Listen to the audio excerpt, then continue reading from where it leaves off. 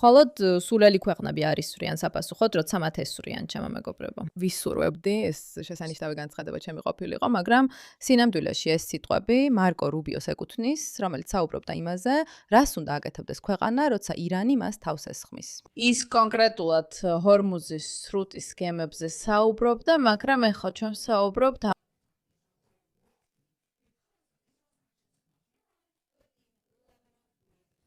ეს არის უზარმაზარი და უპრეცედენტო გეოპოლიტიკური ცვლილება, რომელიც სერიოზულ პრობლემებს უქმნის ტრამპს და სერიოზულ პრობლემებს ბიბი ნეთანიაჰუს. ჩვენ ეს ყველაფერი დეტალურად უნდა განვიხილოთ, რადგან მნიშვნელოვანია როგორ უპასუხებს ისრაელი, რას გააკეთებს ტრამპი, რას ნიშნავს ეს ცეცხლის შეწყვეტის მოლაპარაკებებისთვის, ან იმ მოსაოდნელი სამშვიდობო შეთანხმებისთვის, ეს ყველაფერი ბევრს ნიშნავს. მაგრამ უპირველეს ყოვლისა, ყველაზე მნიშვნელოვანი გასაგებად არის ის, რომ ეს არის გამოცდა. ირანის ხალხი ძალიან ყურადღებით აკვირდება ყველაფერს. და როგორც ტრამპს, ისე ნეთანიაჰუს მოუწევთ ამ სიტუაციასთან გამკლავება იმ გეოპოლიტიკური ცოდნით, რაც ამ დუეტს აქვს. ნიშნავს თუ არა ეს იმას, რომ ისინი საბოლოოდ ერთმანეთის წინააღმდეგ აღმოჩნდებიან. აპირებენ თუ არა ისინი ჩუმად ისეთი საბეჭდილების შექმნას, როგორც ხშირად აკეთებენ ხოლმე ირანზე დიდი სამხედრო შეტევის დაგეგმვამდე. თითქოს კოორდინაცია არ აქვთ. და თითქოს მედიაში აჟღერებენ, რომ საქმეები კარგად არ მიდის, მაგრამ შემდეგ რაღაც დიდი ხდება. ეს არის გეგმა. ყველაფერს დეტალურად განვიხილოთ. მაგრამ ჯერ რამდენიმე სიტყვა თავად მარკო რუბიოსგან, რომ ყველას კონტექსტი შევახსენოთ, რადგან გონია, რომ ბევრს ეს ავიწყდება. ავიწყდებათ ის ფაქტი, რომ ბალისტიკური რაკეტები ქვეყანაზე წვიმასავით ცვივა. ეხლა წარმოიდგინეთ ნიუ-იორკის სუპერმარკეტში დადიხართ და მექსიკიდან გაშვებული ბალისტიკური რაკეტა თქვენს უბანს მოხვდა. და თქვენი სუპერმარკეტი დაინგრა, დაიცვა. როგორ უპასუხებდა ამერიკა ასეთ რამეს? ფიქრობ ეს კითხვა ყველას უნდა გვახსოვდეს, რადგან თითქოს უკვე ჩვეულებრივად აღიქმება. ჰამასი ისვრის რაკეტებს ისრაელისკენ? კარგი, არ არის დიდი ამბავი. ჰეზბოლა ისვრის რაკეტებს ისრაელისკენ? კარგი, არც ეს არის დიდი ამბავი. ირანი ახლა ბალისტიკურ რაკეტებს ისვრის. გახსოვდეთ, ეს რაკეტები ისეთი შესაძლებლობებით გამოირჩევა, რომ აფეთქებისას მრავალ ნაწილად იშლება და შეუძლია ძალიან სერიოზულად დააზიანოს მშვიდობიანი მოსახლეობა. მათი ჩამოგდება ძალიან რთულია. და ყველა ამბობს, კარგი, მოდი დავწყნარდეთ. მოდით ერთი წამით კონტექსტში განვიხილოთ ყველაფერი. ისრაელი სუვერენული ქვეყანაა. შეიძლება ეს ფაქტი არ მოგწონთ, შეიძლება ეს თქვენთვის არასასიამოვნოა, მაგრამ ისრაელი სუვერენული ქვეყანაა, რომელსაც რაკეტებით ესხმიან თავს. ეხლა ამის გეოპოლიტიკურ მიზეზებზე შეგვიძლია დეტალურად ვისაუბროთ, შეგვიძლია ამაზე შემდეგ გადავიდეთ, მაგრამ ეს არის კონტექსტი. ქვეყანა, რომელსაც ესვრიან, სულელური იქნებოდა, რომ არ უპასუხოს. კითხვა ასეთია: როგორი უნდა იყოს საპასუხო მოქმედების სტრატეგია და როგორ მივაწვინოთ ირანს, რომ ყველაფერს ვერ გააკეთებს დაუსჯელად. მაგრამ როგორც ვთქვით, მოდი დავიწყოთ მარკო რუბიოდან, რადგან ცოტა გადავუხვიეთ თემას. მოგესალმებით გადაცემაში პუშბექი, მე მირაკი ვარ, თქვენი წამყვანი. ჩვენ უპირისპირდებით ყველაფერს, რასაც ვხედავთ. ასე რომ აუცილებლად გამოიწერეთ არხი, მოიწონეთ ეს ვიდეო და გააზიარეთ ის მეგობართან, გააკეთეთ თქვენი საქმე, რადგან ჩვენ ოჯახმა სათმარისი ვნახეთ. და თუ თქვენს გეყვათ, მაშინ კეთილი იყოს თქვენი მობრძანება. თქვენ იპოვეთ თქვენი ხალხი. მაგრამ ეს ბიჭია ის, ვისაც მართვა მინდა, რომ პრეზიდენტი იყოს. მესმოდა, რომ ეს იყო აშშ-ის საზღვაო ფლოტის გემი. რას უნდა ვქნათ? ასე რომ ცეცხლის შეწყვეტაა. ჩვენ არ ჩამოვაგდებთ თქვენს დრონებს. ეს სულელური კითხვაა, ეს სულელური პოზიცია. რა თქმა უნდა, ჩვენას უპასუხეთ ცეცხლით. ისინი ჩვენზე ისროდნენ. სუსტად ამას ველოდი, რომ გაგვეკეთებინო. ხოლო სულელური ქვეყნები არ პასუხობენ ცეცხლით, როცა მათ ესვრიან და ჩვენ სულელური ქვეყანა არ ვართ. თუ ესვრით აშშ-ს. მხოლოდ სულელური ქვეყნები არ პასუხობენ ცეცხლით, როცა მათ ესვრიან და ჩვენ სულელური ქვეყანა არ ვართ. და სამწუხაროდ ამჟამად ჩანს, რომ ისრაელისგან ელიან თითქოს ისინი სულელები იყვნენ. ალბათ უკვე ნახეთ, რადგან ეს ყველგან ახალ ამბებშია. გუშინ სრულიად მოულოდნელად ირანმა გადაწყვიტა ისრაელზე შურისძიება. თუმცა ისრაელისთვის შეიძლება ეს ასე მოულოდნელიც არ ყოფილიყო, ასე რომ შეიძლება ცოტა გადაჭარბებულიც იყოს ასე თქმა. ვინც არიცით, ირანს ყავს პროქსი ძალები, მათ ყავთ სხვადასხვა არმიები, ჰუთები, რომლებიც ზღვებს აკონტროლებენ, ჰამასი ღაზაში, ჰეზბოლა ლიბანში.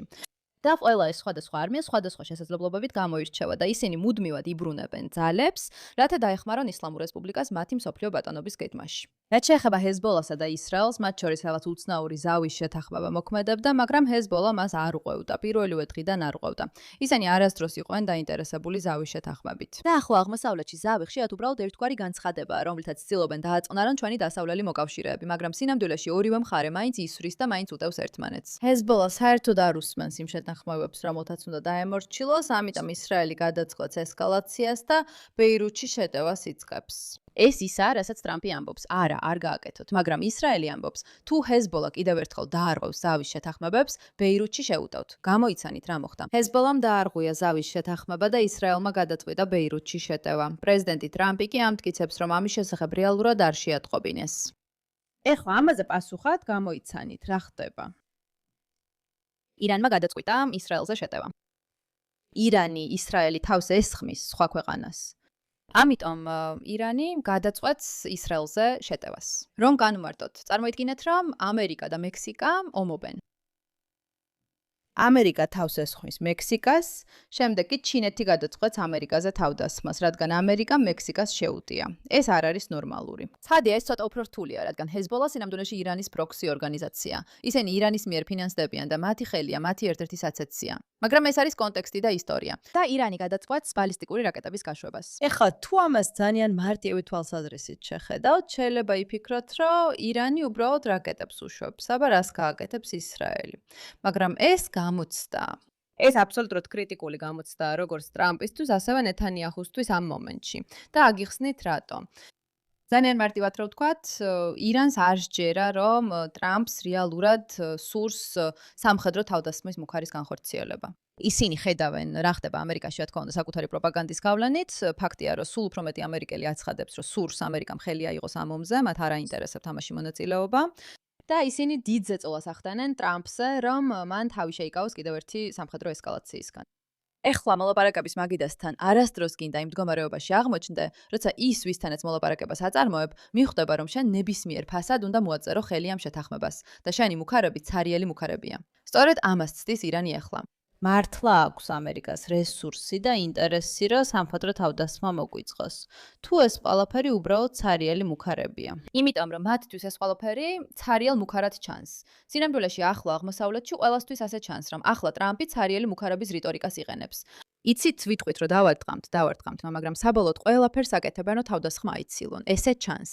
და ამიტომ ირანელები საკუთარ თავს აკითხებიან, ხომ იცით, რამდენად შორს შეგვიძლია ეს მივიყვანოთ. თუ არ იცნობთ ირანის სტრატეგიის მუშაობის პრინციპს, ნახეთ მეირა ამირ ქეშოს JNS TV-ზე, სადაც ამაზე საკმაოდ ვრცლად საუბრობთ. მაგრამ ძალიან მოკლედ რო ვთქვათ, ირანის მეთოდი გადარჩენა. ისინი არ ცდილობენ გაიმარჯვონ, უბრალოდ ცდილობენ გადარჩენას. და ამისთვის მათ ყველგან შექმნეს პროქსები, რათა თუ ერთი განადგურდება, სხვა რამ შეძლებს აღდგენას.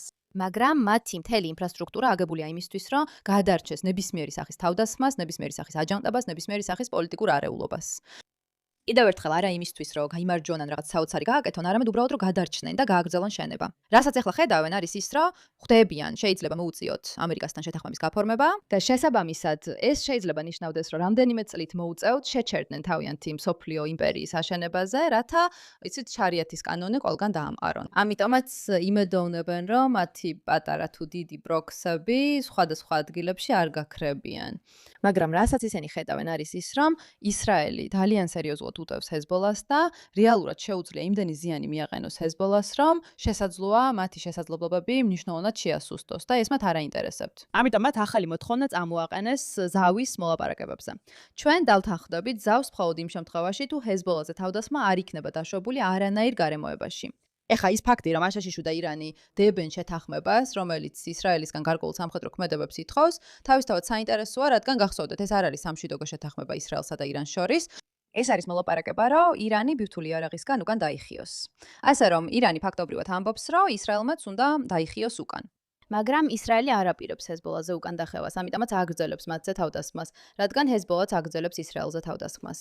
ეს ყველაფერი უბრალოდ რთული გზით ნიშნავს იმას, რომ ირანმა გუშინ გააკეთა რაღაც სრულიად უპრეცედენტო და სცადა დაეჭირა ღილაკისთვის და ენახა შეგვიძლია თუ არა იმდენად შორს წასვლა, რამდენიც გვინდა. შეგვიძლია დავარტყათ ისრაელს და ეს ახალი ნორმა გავხადოთ. როგორც ჰამასი ისრის რაკეტებს, როგორც ჰეზბოლა ისრის რაკეტებს, ჩვენ ბალისტიკურ რაკეტებს გავუშვებთ. და ამერიკა რეალურად არ მისცემს ისრაელს უფლებას რამე გააკეთოს ამაზე, რადგან მათ ეს შეთანხმება ძალიან სურთ. თუ ასია, მათ იციან, რომ შეუძლიათ ეს მოლაპარაკებები იმდენ ხანს გააგრძელონ, რამდენიც უნდათ და რეალურად არაფერზე არ უნდა ინერვიულონ. მიზეზი, რის გამოც მათ არაფერზე არ უნდა ინერვიულონ, არის ის, რომ ამერიკის სამხედრო ოპერაციების მუქარა ცარიელია. სწორედ ამას ცდილობენ გაიგონ. და სწორედ ამიტომ არის პრობლემური ის ფაქტი, რომ ტრამპმა გუშინ ასე უპასუხა. გარდა იმისა, რომ ბარაკ რავიდი, რომელიც გულწრფელად რა ვთქვათ, ისრაელის ერთ-ერთი ყველაზე ცუდი ჟურნალისტია და ბევრმხრივ მოღალატეა, რომელიც ირანის საქმეს ეხმარება, მან გამოაქვეყნა პრეზიდენტმა ტრამპმა მითხრა, რომ ეხლა ნეთანიაჰუს ურეკავდა, ვეუბნები, რომ არ უპასუხოს თავდასხმით. ტრამპი მაშინვე გამოდის ასეთი განცხადებებით, სადაც ძირითადად ამბობს, ირანო ესროლო შენი რაკეტები, დამშვიდდი, დაბრუნდი მოლაპარაკების მაგიდასთან, მგონია ზუსტად ეს თქვა. და ასევე მე ვწყვეტ ყველაფერს, მე ვიღებ გადაწყვეტილებებს, ის კი არა. ნეთანიაჰუს სხვა გზა არ ექნება გარდა იმისა, რომ ირანის შეთანხმებას დათანხმდეს. მე ვიღებ გადაწყვეტილებებს, ყველა გადაწყვეტილებას მე ვიღებ. ბიბი ამას არ აკეთებს. ის პასუხობს იმ რიტორიკას, რომელიც ბიბი ნეთანიაჰუს შესახებ გვინახავს სხვადასხვა მხრიდან. თითქოს ის აკონტროლებს ამერიკას, მაგრამ ყველაზე მნიშვნელოვანია, რომ მან ისრაელს უთხრა არა. ეს ტრამპს უხერხულ მდგომარეობაში ტოვებს. მაგრამ ეს კიდევ ერთ საკითხს გვიტოვებს, რაზეც უნდა ვისაუბროთ, ანუ ნეთანიაჰუს პოზიციას ამ ყველაფერში.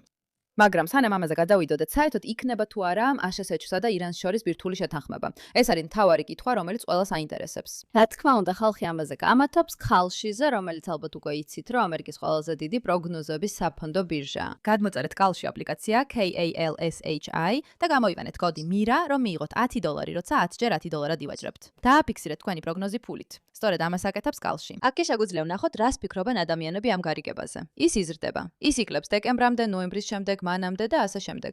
ხალხი არ არის დარწმუნებული რა ხდება. მაგრამ როცა ეს თავდასხმები მოხდა, ამ ბირთვული შეთანხმების შანსები იკლებს. და კიდევ ერთხელ გახსოვდეთ, რატო ხდება ასე. ძალიან მარტივია. ეს იმიტომ ხდება, რომ ახლო აღმოსავლეთში, განსაკუთრებით კი ირანელები, ეხლა თვლიან, რომ ტრამპი არ არის ადამიანი, რომელიც ბოლომდე მიიყვანს საქმეს. აქ კიდევ ერთი რამ შეიძლება ხდებოდეს, ლაზეც ჯერ არ გვისაუბრია და ეს არის რაღაც, რაც თუ დააკვირდებით, როგორ იქცეოდნენ ტრამპი და ნეთანიაჰუ მთელი ამ ომის განმავლობაში, ისინი ხშირად საჯარო დავრცელებდნენ რაღაც სახის დაპირისპირების ამბებს. სწორედ მანამდე, სანამ ისინი თავდასხმას გეგმავენ, დიდ სამხედრო შეტევას. ანუ შესაძლებელია, როგორც ტრამპმა თქვა, 4 შაბათს უნდა გაგვეფორმებინა შეთანხმება, ახლა კი ისრაელი ცდილობს ჩაშალოს ეს ყველაფერი ფარსია. ეს ყველაფერი ფარსია, რათა ჩვენ ეს არ ვიცით, მაგრამ ეს არის შესაძლებლობა, რომ 4 შაბათი დადგეს, შეთანხმება არ გაფორმდეს და შემდეგ ისრაელი, ირანი და ამერიკა ირანში მასშტაბური დაგეგმილი სამხედრო შეტევით შევიდნენ. ყველაფრიდან, რაც ამ ომის განმავლობაში ვნახეთ, ფიქრობ შეიძლება ითქვას, რომ ეს დუეტი ზოგჯერ თითქოს არ თანხმდება ერთმანეთს, მაგრამ სინამდვილეში ძალიან კარგად ეწყობიან. და მათ მოიფიქრეს აბსოლუტურად გენიალური სამხედრო ოპერაციები, რომლებმაც ყველა გააოცა შეიძლება ითქვას, ყველა მიმართულებით. საინტერესო აღინიშნოს და დაფიქსირეთ იმაზე, რომ ეს შეიძლება იყოს სწორედ ის სტრატეგია. შეიძლება დონალდ ტრამპმა გააცნობიერა, რომ ირანთან შეთანხმება არ იქნება. ამ ადამიანებს არასოდეს ექნებათ ინტერესი ირანთან შეთანხმებაზე. და კიდევ ერთხელ ჩვენ ამაზე დეტალურად ვისაუბრეთ ჩვენს გეოპოლიტიკურ არხებზე. ეს არის ის, რაც ხალხმა უნდა გაიგოს ირანის შესახებ. ირანს არ აქვს ინტერესი შეთანხმების გაფორმებაში. ერთადერთი მიზეზი, რის გამოც ისინი ამას გააკეთებდნენ, არის ის, თუ ისინი იმდენად მიიმწყდავენ კუთხეში, რომ ხელს მოაწერენ დროებით შეთანხმებას, რომელსაც შემდეგ გააუქმებენ, როგორც კი დონალდ ტრამპი აღარ იქნება ხელისუფლებაში. ასე რომ შეიძლება დონალდ ტრამპმა გააცნობიეროს, რომ ახლო აღმოსავლეთში მას ცოტა დასაცინად უყურებენ. ხო ესეა. ახლო აღმოსავლეთში ტრამპს ბევრი ადამიანი სცემს პატივს. ხალხი უყურებს მას და ფიქრობს, ვაუ, ეს კაცი ნამდვილი ლიდერია, მან იცის რას აკეთებს, არ ეშინია. ის ყველაფერს აკეთებს იმისთვის, რაც ამერიკას სჭირდება და რაც ამერიკას უნდა.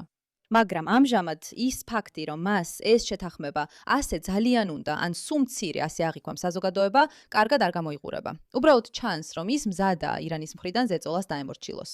ასე რომ კითხვა ასეთია. ისინი ამ დღის წესრიგს მედიაში არ ვრცელებენ, რადგან როგორც ორივემ ვიცით, ბენიამინ ნეთანიაჰუმაც და პრეზიდენტმა ტრამპმაც საკმაოდ კარგად იციან, როგორ გამოიყენონ მედია თავიანთ სასარგებლოდ. ეს ყველაფერი манипуляციის კამპანია იმისთვის, რომ იცით ტრამპმა თქვას, თითქოს 4 შაბათს რაღაც უნდა მომხდარიყო და ასე შემდეგ. ისინი მიანიშნებენ, რომ დიდი სამხედრო შეტევა მოდის. ეს არის ის, რაც ხდება. თუ ეს სინამდვილეში მათ ორს შორის დაპირისპირებაა, რადგან ამერიკისა და ისრაელის დღის წესრიგები ერთმანეთს არ ემთხვევა, რაც გვაყენებს კითხვასთან ისრაელსთან ისრაელის ამჟამინდელი დღის წესრიგების შესახებ და რა ხდება ნეთანიაჰუსა და მის გადაწყვეტილებებთან დაკავშირებით. ხედავთ ისრაელში ისევე როგორც შეერთებულ შტატებში ხალხი ამბობს, რომ ისრაელი აკონტროლებს ამერიკას. ისრაელში კი არსებობს ასეთი ნარატივი, რომ ამერიკა აკონტროლებს ისრაელს და ხალხს ეს არ მოსწონს. ხალხს არ მოსწონს ეს იდეა, ის აზრი, რომ ისრაელები ომიდან ომში გადადიან და ომები სწაფად წყდება მხოლოდ იმიტომ, რომ ამერიკელები ამით უკმაყოფილონი არიან. და შედეგები, საბოლოო შედეგები იმ ისლამური ორგანიზაციების განადგურებისა, რომლებიც ისრაელის როგორც იდეის და როგორც ფიზიკური ადგილის განადგურებას ცდილობენ, შეჩერდება მანამდე, სანამ საბოლოო დასრულება მოხდება. სხვადასხვა ამერიკისგან, სადაც ეს უფრო დებატებისა და კონსპირაციის თეორიების საკითხია. ისრაელში ისრაელები რეალურად იხდიან ამის ფასს, არა მხოლოდ თავიანთი სიცოცხლით, არამედ თავიანთი ცხოვრების წესითაც. სკოლები იკეტება, აეროპორტები იკეტება, ქმრებს იწვევენ ჯარში, ცოლებსაც იწვევენ, ყველაფერი ქაოსშია. ბომსაფარებში შედიხარ და გამოდიხარ. ძალიან ბევრი რამ ხდება. და ისრაელები თავიანთი მთავრობისგან მოითხოვენ, რომ რეალურად მტკიცედ იდგეს და აჩვენოს, რომ ჩვენ არ ვემორჩილებით ამერიკულ დრის წესრიგს, ჩვენ ისრაელის ხალხს ვაყენებთ პირველ ადგილზე. ეხლა რატო არის ეს მნიშვნელოვანი? ხოლო, იმიტომ რომ ისრაელში არჩევნები მალე მოდის. ამიტომ ნეთანიაჰუ ახლა ძალიან უხერხულ მდგომარეობაში ამერიკასა და მის ურთიერთობას შორის ტრამპთან და უნდა დარწმუნდეს, რომ ეს არ გაფლანგულა და არ გაფუჭებულა და წარმოაჩენს თავს როგორც ძლიერ უსაფრთხოების საფრთხედ ირანისთვის. ირანი გვესვრის. ჩვენაც ვესვრით და პასუხს გავცემთ და სწორად გავცემთ პასუხს. თუმცა თუ ასე მოიქცევა, თავის ხალხთან ბევრ ქულას მოიპოვებს, მაგრამ ამერიკასთან ურთიერთობის გაფუჭების რისკს იღებს. და ეს არის მუდმივი რამ, რასაც ეს ორი პოლიტიკოსი მართავს. მათი შიდა მომრჩეველი ის ხალხი, ვინც რეალურად აძლევს ხმას, რაც ძალიან მნიშვნელოვანია, მაგრამ საერთაშორისო პოლიტიკა და დემოგრაფია, რასთანაც ისინი მუშაობენ, ასევე მნიშვნელოვანია მსოფლიო უსაფრთხოებისთვის. ისრაელის მოქალაქეები უსაფრთხოდ არ იქნებიან, თუ ირანი არ შეაკავეს, მაგრამ ისინი ასევე არ იქნებიან უსაფრთხოდ, თუ ისრაელს არ ექნება სამხედრო შესაძლებლობა დაიცვას თავი, ან თუ ამერიკა გადაწყვეტს, რომ დაკარგოს ურთიერთობა. ისრაელი ძალიან ინტენსიურად მუშაობს, როგორც მე მაინც მესმის რა, თავი დააღწიოს ამერიკაზე დამოკიდებულებას. სამხედრო თვალსაზრისით. რაც სინამდვილეში კარგია ისრაელისთვის და საშინელია ამერიკისთვის, განსხვავებით იმისგან, რასაც მედია გათხოვინებთ, რადგან ამერიკა მიუხედავად იმისა, რომ ისრაელს ბევრ ფულს აძლევს, ეს მთელი ფული იძულებით იხარჯება თავად ამერიკაში, რათა შეიძინონ სამხედრო აღჭურვილობა შეერთებული შტატებიდან, რაც ნიშნავს, რომ ისრაელი სხვაგან არ მიდის და ან გახდეს სერიოზული კონკურენტი ამერიკელების სამხედრო სფეროში, რისი შესაძლებლობაც აქვს თავისი ტექნოლოგიური უნარებითა და სამხედრო ცოდნით. დაიმახსოვრეთ, ისრაელი საინტერესო ქვეყანაა, რადგან სხვა ქვეყნებისგან განსხვავებით თითქმის მუდმივად კონფლიქტშია, რაც ნიშნავს, რომ ყველაფერს ამოწმებს, ხედავს რა მუშაობს და აქვს რეალური საბრძოლო ველი, სადაც ტექნოლოგიებს ავითარებს და წინ წევს, რაც სხვა ქვეყნებს არ აქვთ. ამიტომაც ამერიკა ახერხებს ისრაელი ითვალისწინებდეს რა უნდა ამერიკას, ძირითადად იმით, რომ ისრაელი მათზეა დამოკიდებული. ამიტომ ისრაელის ამ დამოკიდებულებიდან გამოსვლა ამერიკისთვის ბევრ მხრივ არ იქნება სასარგებლო, რაც ირონიულია, რადგან სწორედ ამას ითხოვენ ადამიანები, იმ იმედით, რომ ეს უფრო პროამერიკული ნაბიჯი იქნება, მაგრამ სწორედ ასეთ მდგომარეობაში ახლა ნეთანიაჰუ მას სჭირდება სწორი გზის პოვნა. ისრაელის ხალხი იქნება პრიორიტეტი. თუ ამერიკასთან ურთიერთობის შენარჩუნება უფრო მნიშვნელოვანი იქნება. კიდევ ერთხელ ისრაელის გრძელვადიანი უსაფრთხოებისთვის. და როცა ვამბობ გრძელვადიანს, რა თქმა უნდა, გულისხმობ მანამ სანამ დონალდ ტრამპის პრეზიდენტობა არ დასრულდება, რადგან ამის შემდეგ არ ვიცით, ვინ მოვა ხელისუფლებას შეერთებულ შტატებში. და შეიძლება აღმოჩნდეს, რომ ეს ადამიანი ძალიან არამეგობრული იქნება ისრაელის მიმართ. ამიტომ ისრაელი ცდილობს დამოუკიდებლობის გზების გამონახვას, მაგრამ სწორედ აქ არის, რომ ისრაელი და ამერიკა ახლა ძალიან რთულ მდგომარეობაში აღმოჩნდნენ. ეხლა თუ ინტერნეტში შეხვალთ და ნახავთ, როგორ საუბრობენ ადამიანები ამ საკითხებზე, ძალიან საინტერესოა. ირანმა კვირას საღამოს ჩრდილოეთ ისრაელის მიმართულებით ბალისტიკური რაკეტები გაუშვა, როგორც პასუხი ისრაელის ავიაიერიშებზე ბეირუთის სამხრეთ გარეუბნებში, რომლებმაც 2 ადამიანი მოკლეს და 11 დაჭრეს. ეხლა ძალიან საინტერესო იდეა მოვისმინე ერთ-ერთი ისრაელი პოლიტიკოსისგან, რომელმაც ძირითადად თქვა, ნახეთ, თუ ირანი ისრაელზე ისვრის იმის გამო, რომ ისრაელი ლიბანს უტევს, ეს რაღაცას ნიშნავს.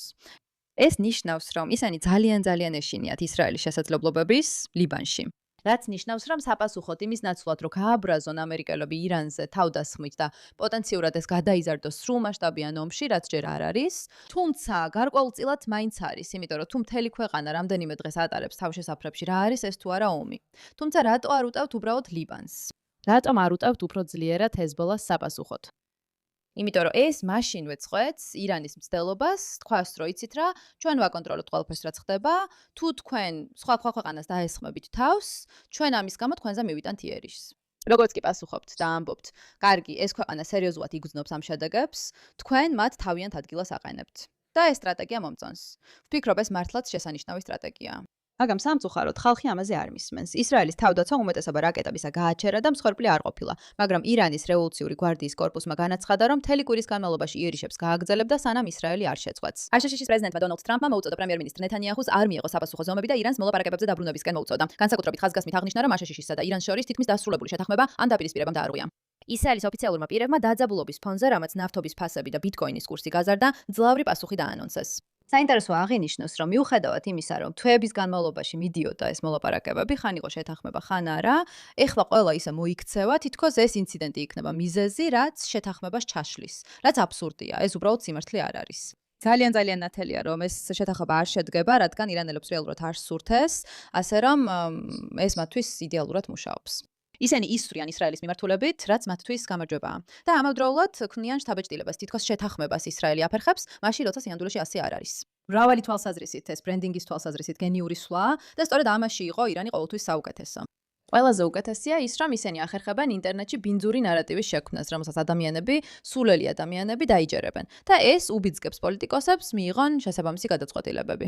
რა თქმა უნდა, ირანმა გამოაქვეყნა ეს დროშა, რომელიც ლიბანსა და ირანს აერთიანებს. თითქოს ცდილობენ თქვა, რომ ჰეზბოლას სოლიდარობაში არიან, რაც უბრალოდ სისულელია. მაგრამ სინამდვილეში ასე არ მომხდარა. იმის მასშტაბი, რაც ახლა მოხდა, შეიძლება ცოტა დრო დასჭირდეს გააზრებას. ეს არის პირველი შემთხვევა, როცა ირანმა დაარტყა ისრაელს, მას შემდეგ, რაც ისრაელმა დაარტყა სხვა ქვეყნის ტერიტორიას, რომელიც ირანი არ არის. ეს ნიშნავს, რომ ბრძოლის ხაზები აღარ არსებობს. ირანის შეყოვების ძალა უკვე აღდგენილია იმ გაგებით, რომ ისრაელმა იცოდა ნებისმიერ დარტყმას ირანი პასუხს გასცემდა. მაგრამ ახლა ირანმა დაამტკიცა, რომ ის ასე უპასუხებს ისრაელის დარტყმას ლიბანზე. ეს არის პირველი შემთხვევა 10 წლეულების განმავლობაში, როდესაც რეგიონულ ძალას აქვს საშუალება, შესაძლებლობა და სურვილი, რომ სამხედრო ძალა გამოიყენოს ისრაელის სამხედრო მანევრების ან აგრესიის წინააღმდეგ მესამე მხარის მიმართ. რა თქმა უნდა, ეს არ არის პროისრაელური შეხედულება, მაგრამ ესეთ რამეებს ამბობენ ადამიანები.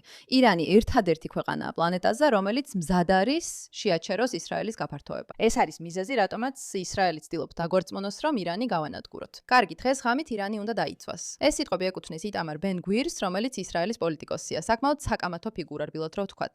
ირანის შესაძლებლობა შეაჩეროს ისრაელის უკონტროლო ბარბაროსობა, სწორედ ეს არის მიზეზი, რატომაც ისრაელები ასე ძალიან ცდილობენ ირანის განადგურებას. ასე რომ ადამიანები ამ ყველაფერს ისე წარმოაჩენენ, თითქოს უნდა შეხედოთ ირანს. ისინი არიან ისინი, ვინც ახერხებენ ბრძოლას საშინელი ისრაელის წინააღმდეგ. ირანი ახლა მარტო უპირისპირდება ისრაელსა და შეერთებულ შტატებს, დასრულდა ეპოქა, როცა ამერიკა ჩვენს რეგიონს მომავალს კარნახობდა.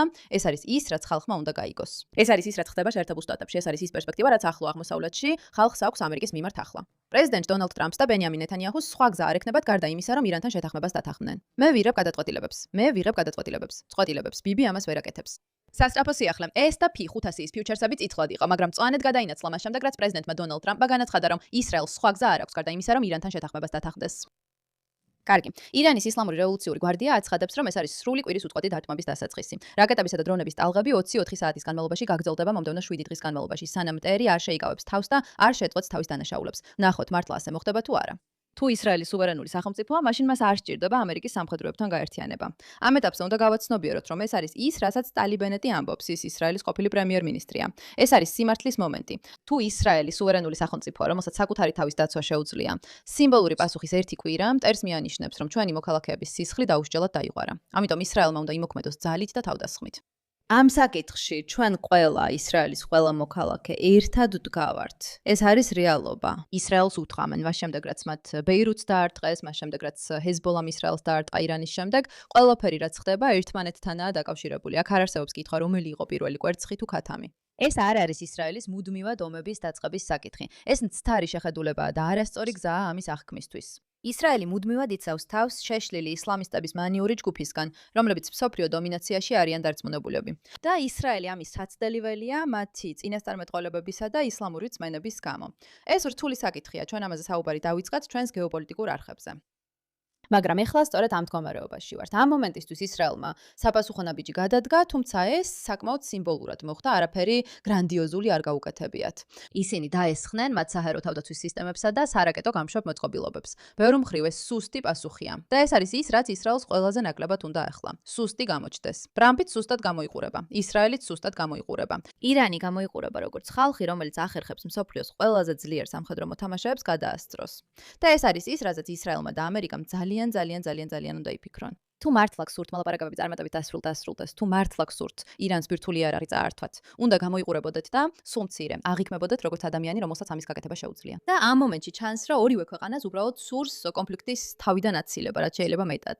ამ დროს კი ისრაელი წარმოაჩინება როგორც ქვეყანა, რომელსაც ყოველთვის კონფლიქტი უნდა. და კიდევ ერთხელ თუ უბრალოდ დააკვირდებით და უყურებთ ნარატივების მუდმივ ცვას, რომლებიც ერთდროულად ორივე რამეს ამბობენ, ეს თითქოს კვებავს ამ უსასრულო, უფსკრულივით ღრმა მასას ადამიანებისა, რომლებსაც არ აქვს საკმარისი გაგება და უნარი, რომ დეტალებში გაერკვნენ. და ეს მართლაც გულსათქენია. ამიტომ ჩვენ გავაგრძელებთ ჩვენს ირანისა და ისრაელის შესახებ რეპორტაჟებს, რადგან მოვლენები მძაფრდება. გადავლენ თუ არა ტრამპი და ნეთანიაჰუ უფრო მასშტაბურ სამხედრო ოპერაციაზე, ეს ყველაფერი მხოლოდ ხრიკი იყო თუ რეალური კონფლიქტი მიმდინარეობს. არსებობს. ჯერ კიდევ გაურკვეველია. როგორ უპასუხებს ისრაელი, როგორ უპასუხებს ირანი, უპასუხებს ირანი. რა მოხდება? იქნება თუ არა სამშვიდობო შეთანხმება? მე ასე არ ვფიქრობ, მაგრამ ნახოთ. კარგი, მადლობა ყურადღებისთვის ამ საკითხზე.